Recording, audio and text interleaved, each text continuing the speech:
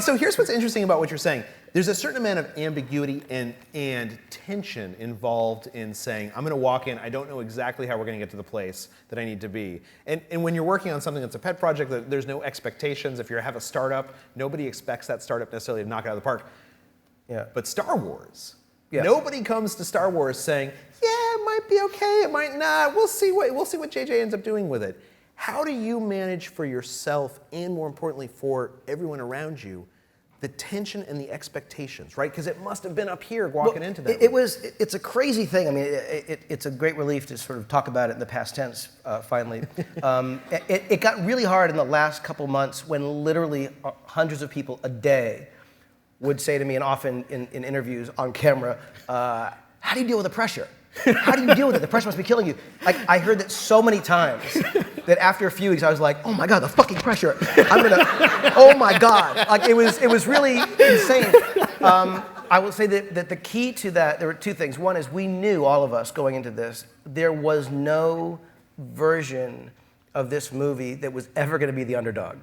Like, the beauty of a startup is that it can come out of nowhere. The challenge, of course, is how do you get attention? The problem with Star Wars is, not that people are gunning against it, but there's a level of expectation and anticipation of what it must be. So we all knew that going in. My only kind of salve was looking around and seeing people like Dan Mandel, the DP, or Roger Guyette, the visual effects supervisor, or Don Gilliam, the script supervisor, people who were so good and so reassuring because they were just so helpful. The cast, we knew we had an amazing cast. So once I kind of got past my own stupid personal issue, and I knew, of course, the cost of getting to live a childhood fantasy is going to be stress and pressure. And I'm okay with all that. The thing that was kind of the most fun was, and it was amazing to me that it worked, was when we were on the set of that movie. This was Star Wars. It was hundreds of millions of dollars. It was all this stuff and all the stuff that, you can imagine.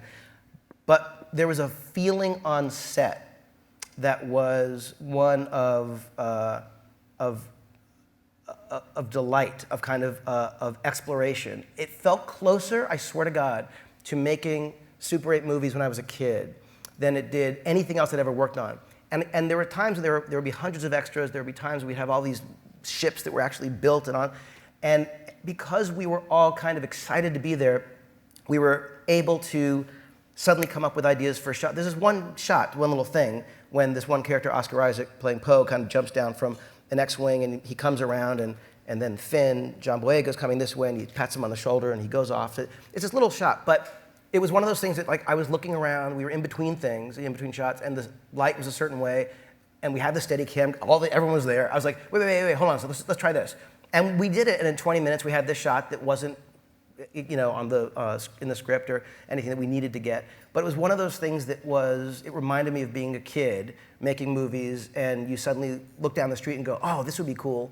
And there's something to that magic of, oh, you know what would be cool? That you can't, I think through osmosis, the audience can feel when an actor or a director or a writer or finds inspiration in something and tries it.